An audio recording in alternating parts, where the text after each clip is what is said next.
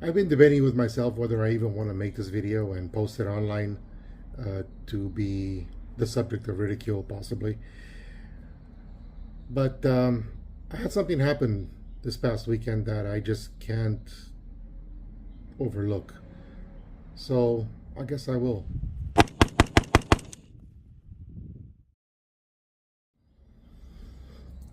So I decided to take a few days from work and take a trip up to Oregon from Los Angeles.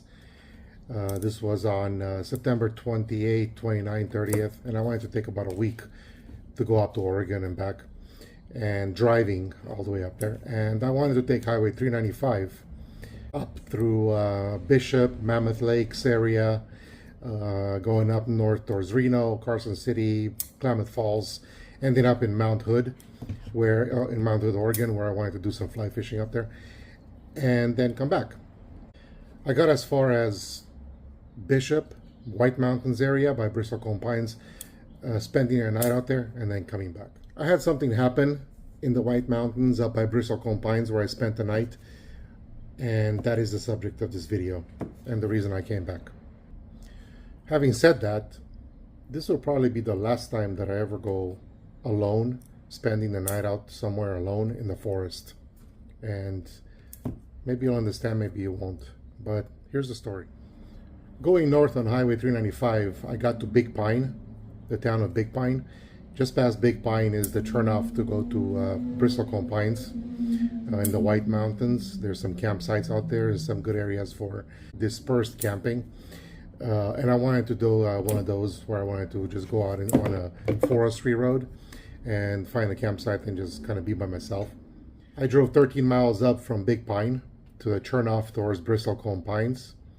And then from there, I went roughly about 5 miles up the road towards the Pines before finding a forestry road on the left-hand side of the road at an area that led me to a place called Keith's Point. Some of you may be familiar with the location, but it's a forestry road, and I forgot to write down the number of the forestry road. But it ends up at this place called Keith's Point, and then it kind of disperses out from there with different dirt roads that go in different directions. And after stopping at Keith's Point, I decided to go a few more miles in from there and just find a nice secluded spot and where it'd be private and just be able to see all the stars, no lights, no campfires, and no people around to make noise and things like that. I found myself a nice spot and made dinner. Basically parked the car there, or the SUV there, and made dinner and set up my camp. I wanted to sleep inside the car, and I have a mattress that folds into 3 parts, and it's very nice makes it very comfortable to sleep inside the car. Didn't want to set up a tent and all that, and basically set myself up for the night. Everything went smoothly up until about 2 a.m. At about 2 a.m. I felt a bump on the car, and it was a distinct bump. I was sleeping, which that bump kind of woke me up, and it came from the front hood of the car. The front of the car was facing towards the sunrise, where I expected the sun to rise in the morning. So I set up a sunshade in between the front driver and passenger area and the back where I was sleeping, so that the sun wouldn't be hitting me all morning as soon as I didn't want to wake up at ass crack of dawn to start going. So I put a shade up there to keep the sun out of my eyes so I can sleep in. So with that sunshade in place, I wasn't able to see what bumped the hood of the car, but it was enough of a bump that it woke me up. I did hang up all the food that I had with me, and I had quite a bit of food. I put it in Milwaukee packouts and boxes, and I hung it from trees on rope, so it was away from wildlife, and it definitely wasn't on the hood of my car, and I definitely didn't have any food inside the car. So any food that any wild animal might have wanted would have been in the trees, not on the car. So I tried to peek around the sunshade that I had placed in between the passenger and the rear of the SUV, but it was too dark. It was a perfect night to see all the stars, Milky Way, and everything. So it was a pretty dark night. You couldn't really see very far, and I definitely didn't see anything around the vehicle in the darkness. So I chalked it up to my imagination, possibly. I thought maybe it was just in my dream, and turned over and went back to sleep. I didn't get a chance to fall back asleep. A couple of minutes later, there was a distinct bump again from the hood of the car. At which point now I was awake, so it was definitely something that wasn't in my dream. And I have this flashlight. I had this flashlight with me in the car, and I put the light basically onto the hood of the car, and I didn't see anything. And so I thought maybe it's possibly maybe something fell on the car, or maybe a pine cone or something, and that might have caused it. So I kind of again rolled over and just went back to sleep for about a couple more minutes, about 2 more minutes. At which point, I felt the car being rocked back and forth like this. It just went woof, woof, like that from the side this time, and it was basically from the window area that was to my right here. So like my head is towards the driver section, my legs are towards the back door, the swing up door, and I had a window here and obviously a window on both sides of me, and I felt the car rocking from this side of me, just like this. My first thought was that there's a bear out there. For sure, there's a bear outside, and he's put the paws on the car and is rocking it. I've seen videos and things like that, and I actually saw in person when we went camping once, and in Yellowstone actually, and we saw a bear that rocked a car just like that, where he kind of put his paws up on the side of the car and rocked it like that, and the car distinctly moved back and forth. And I thought, okay, there's a bear outside. That was my first instinct, and I immediately grabbed the weapon and was prepared in case the bear broke the window and tried to make his way inside. At least I could slash the paws, and I don't know. Obviously, I probably would piss him off more than anything else if I did that. But anyway, a least amount of preparation. I was armed beyond the knife, but don't want to get into that right now. But so, like I said, my first instinct is that I'm dealing with a bear situation at this moment. Now, I've camped throughout my life. I've had bears in camp where a bear came close to us when we were eating food at a table, and we chased it away. I had a bear come up to my tent and poke his nose in the side of the tent, and as freaky as that can be, I didn't go into panic mode or anything.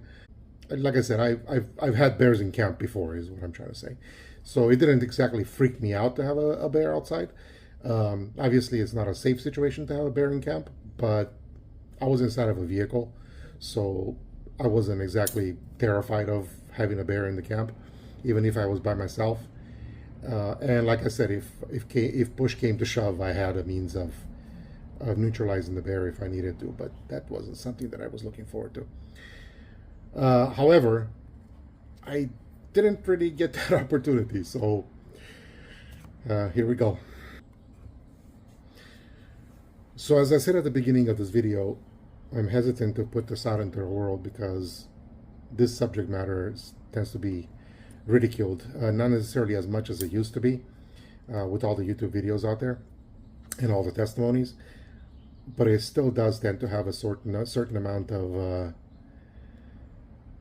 people that don't believe you, and so I'm putting that out there and prefacing this with that. So I took this flashlight and I thought maybe I'll scare the bear with the light. You can scare bears with a light or noise and things like that.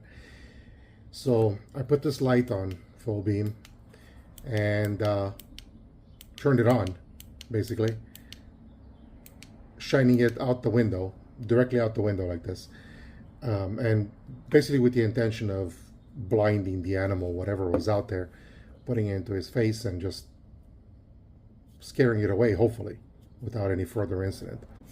And Well, okay. So what I saw wasn't a bear. What I saw was my whole entire window, the entire section of the window, which is probably about 2 feet wide, I guess. The entire section of the window was filled with gray fur, gray and white mixed together, but gray fur. The hairs were long like that, but was the terrifying part, and I don't know if I want to say terrifying, but I guess it kind of was that there was a hand. Imagine my hand being furry, completely covered in fur here, but about maybe 3 times the size of my hand. And I don't have a small hand. I don't know if you see next to my hand, my head. I don't have a small hand, but imagine it being about 3 times this size, like that, hanging down in front of the fur. So the fur is back here, and then this hand is kind of just like this in front of the window, and distinctly seeing fingers, not claws, fingers covered in fur. Like I said, about 3 times the size of my hand. And I put the light on that, and then as soon as I saw that, instantly I shut it back off. To say that it was a scary moment is to minimize the whole thing. It was more than scary at that moment. The image that I was seeing, the processing of the image that I was seeing slowly started to creep in at that moment. So again, I stayed there with the light like this. I didn't reach for anything else. It wasn't that kind of a, it was a freezing moment. So like you freeze. I didn't even, I pretty much just did this. I put the light on the thing, and I immediately shut it off, and I was pressing the button because this has settings where it does this bit. So it dims and then starts to flash. So it's not just an on-off thing. And I was literally terrified that this thing would be attracted by these lights, by what I was doing. It didn't move. It just, the whole image just remained still the way it was. But eventually I did shut off the light completely, and we went back to kind of darkness. My eyes were somewhat adjusted to the darkness, so I could still see the outlines of things, but nothing was clear anymore because there was no more real light to shine on whatever was out there. But again, the information started to process in my head, and it slowly dawned on me that what was out there was incredibly tall. If I'm standing next to my car, next to my SUV, I have a Mazda CX-5 SUV. If I stand next to the SUV, my shoulder is up against the upper section of the top of the car. Okay, my head here would be on the top of the car. Okay, this would be the top of the car. If I let my arm dangle on my side, right, at my side, it would be down to about maybe the middle of the door, maybe less than that, maybe lower than that. I'm just not that tall. I mean, I'm 6'1", so I'm not short. I'm 6'1", but I'm not tall enough to have my hand be in the middle to upper section of the window. My hand would be much, much lower because of my height. So it dawned on me that this creature that was outside my car had to be twice the height of my car, roughly. You know, if you dangle your arm next to you, it'll be around your hip area, is where your hand would end up if it's hanging down, around your hip area, which is what this creature, this animal had. It was, his arm was hanging down. And so the next thought that creeped into my head was the fact that to my, let me get oriented here, to my back, right over here, just behind me right here, I have a sunroof on the car. And the shade from the sunroof was pulled back so that I could look at the stars when I was trying to get some sleep. And it dawned on me at that moment that whatever this fucking creature was over here was standing over the vehicle and looking at everything that I was doing from above me through the sunroof. And when that dawned on me, I immediately had this kind of a reaction where I went like this. Like I lowered my head a little bit because the thought of whatever was outside there was looking at me right through above this portion right here, right behind me. That was terrifying. That was a kind of a scary thought. And again, I'm 6'1", I'm 260 pounds, man. I'm not light and I'm not short. I'm a pretty big guy. And I can take care of myself in most situations. I don't fear men. I don't want to say I don't fear animals, but I don't fear that many animals.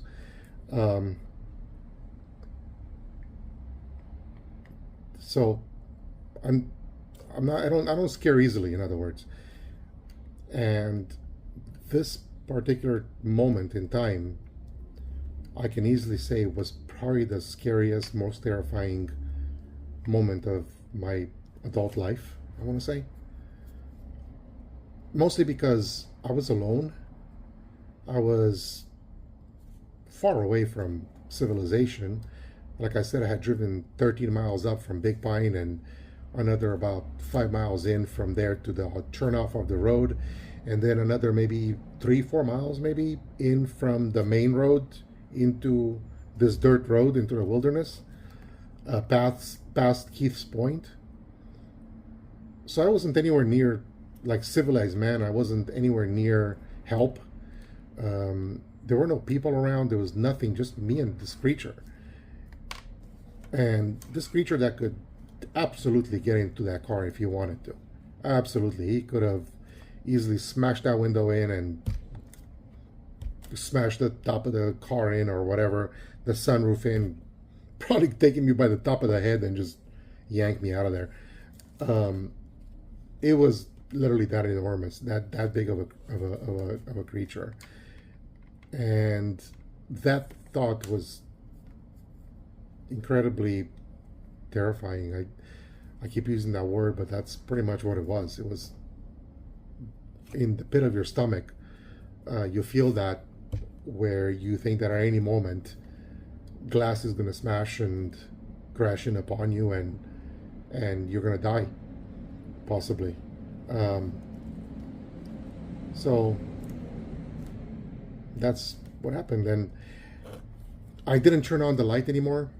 I was too worried that would start something, so I didn't do that. I definitely didn't try to look up.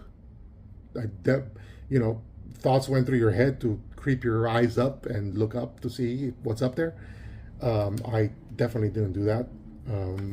Again, I thought for a moment that eye contact with a wild animal might start the protection, the self-protective mode or something, or aggressive mode, and that's something that I definitely didn't want to instigate.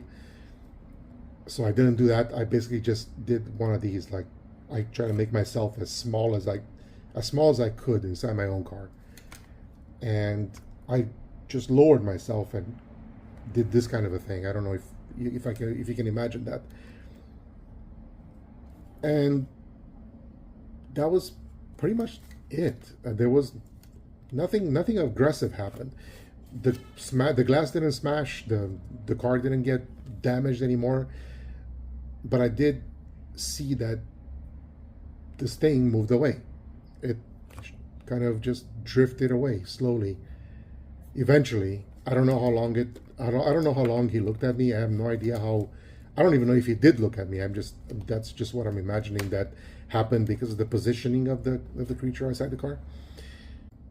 And I have no idea how long I stayed like that and how long this incident occurred. How long it took place. Um, my mind just wasn't functioning. It stopped functioning. I don't know if how many of you have been in that kind of a situation. I've been in situations that I thought were dangerous before, and I realized that they were not as dangerous as what I felt that night. And like I said, yeah, the animal, the creature, just moved away. Eventually moved away, and I noticed that it moved away because the reflections from trees and background, sky in the distance and all that returned to the window. It was no longer blocked by that big giant enormous body that stood out there before. It was gone, and that light, whatever light was available from the sky, returned to that window. And I did turn and looked, and there was nothing there anymore. And so eventually I did pick up the light and shined it in different all around the car, through from inside the car. Obviously I didn't get out, but I shined it all around the car to see if I could see something. Maybe the creature was like standing out there or something, and I didn't see anything else from there. And I, as soon as that calmness returned back to me, that terrifying feeling went away. I started to be able to think again, and I immediately went for my weapon and I locked and loaded basically. And I spent a night of just watch. I was on watch the whole night, and I spent the whole night of just guard duty. But from there, nothing else happened. That was it. The sun came up in the morning, and nothing happened. I went outside the vehicle to look for tracks. Maybe I want to take pictures of tracks. I want to take some sort of evidence of what happened, and there was nothing outside. Not even my own tracks, though. That's the thing. The ground was too hard, and it was all just. I was parked right off the dirt road, so the whole entire road was just dirt. There was no moisture in the ground. It was all just hard packed, dry dirt. So there was nothing to leave a footprint in. And I went in different directions around the vehicle, including the hood, including in all directions to try to find something, and I couldn't find anything. I've tracked deer before, I've tracked elk before, and so I'm not unfamiliar with tracks or with tracking, but I couldn't find, other than disturbed ground, lines and scratches and scrapes and things like that. Those were all around the vehicle, but nothing that I could photograph and say this is a track. I could not document anything like that. There was nothing there. So anyway, that's the story of what happened this past weekend. I packed everything up, and I thought maybe this is a sign from God to just leave. But I didn't leave. I didn't quite leave. I guess call me stupid. I had another. Well, this wasn't an unusual incident, but I had a stupid incident which did convince me to eventually go home. But I went. I drove out of that area and I drove to a group campsite. Not a group campsite. A big, large campsite, miles down the road. And I decided to spend another night out there because I didn't want to just come home with tail between my legs. And I camped out there, and bearing in mind the night before, I foolishly left some lights on inside the vehicle, thinking that it would deter any wild animal or creature or whatever from approaching the vehicle. Now, in this campsite, there were other campers. So I had a campsite to my left, I had a campsite to my right, I had campsites all around me, behind me, in other areas. I had a meadow in the front of me, so there were no campsites in the meadow. But on the other side of the meadow, there were again campsites. So there were probably about 10 or 15 campers, 10 campsites out there, and RVers that were out there with RVs. So this was, again, it was in the general area of where I seen the creature the night before, but it was miles and miles down the road from there, further up towards Bristlecone Pines. So if you've been in that area, it was just a couple miles down from the entrance to Bristlecone. Not the entrance, but to where Bristlecone Pines are. And I forget the campsite name, but yeah, I forget the name of it. But it was, again, it's a large campsite on that road.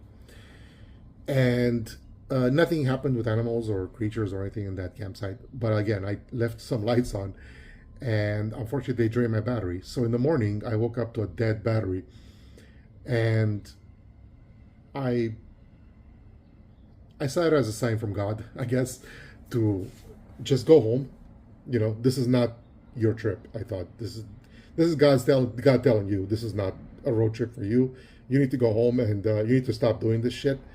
You know, I'm getting at an age where these things just aren't as easy as they used to be. And again, I saw it as a sign from God to say, hey, dumbass, go home. You know, you're not getting any younger. But I woke up to a dead car battery, and luckily I was... I shouldn't say that I woke up. Let me rephrase that. I didn't wake up to a dead car battery. I found out in the middle of the night that I had a dead car battery. When I sat there in the back of the car and I watched the movie, The Gods Must Be Crazy. I don't know if you guys saw that, but it's fantastically funny comedy from the 80s. But I watched that on my phone, and I watched that, and at the end of that, I decided to go to sleep, and after I turned everything off, I noticed that I had forgotten to turn off the lights, which had been in the front section of the car behind the separator thing that I put up again. And I went, crap. And the first thing that I went and did is I went and pushed the button to try to start my car, and all I got was and that's it. And the car was dead. And I thought, shit, this was the last thing that I needed out there in the middle of nowhere. Again, there were other campers around me, so I wasn't that freaked out. But I thought, imagine if this happened the night before, and I was stuck out there in the middle of nowhere with a dead car battery, and having to walk all the way out to Big Pine to try to get some help, or try to hitchhike my way into Big Pine, which probably nobody would stop to pick you up. But I thought, man, I'm just getting too old for this shit, and so I managed to get some help. Two guys from a couple of camps down from me happened to have cables, and they were absolutely gentlemen, and if they happen to be watching this video, you guys probably saved my ass. But they came and they gave me a jump start, and I was able to get my ass back home. But yeah, that's what happened. I cut my trip short, and so I don't have a lot of video to show you guys from all these fantastic places that I was going to stop at. I was going to stop at Owens River Gorge. I was going to stop there. I wanted to stop at Mammoth to see the what do you call those volcanic columns. I don't know if you guys know about those. I wanted to stop at Crater Lake in Oregon, Mount Hood in Oregon. I was going to do a fly fishing video while I was out there. I know some fantastic spots to do some fly fishing up there, over by Welch's, Oregon, if you guys are familiar with that area. I wanted to go there. So yeah, I had a whole entire trip full of videos to make, and unfortunately that just didn't happen. So this is what you end up with. So this is the story, and I don't know, I might regret putting this online. I might regret telling it, but yeah, think this is going to be one of the last times. I mean, I'll go fishing again, but I probably won't spend the night in the forest. I'll go out again, probably, but not by myself. I'm not gonna go by myself. I'll go as a group maybe, but not by myself. I think this will be the last time that I go out there by myself and try to think that I'm as young as I used to be and yeah. So throughout this entire video, I avoided using the B word, but I don't know. You tell me. What do you guys think? What do you guys think that was? Bye.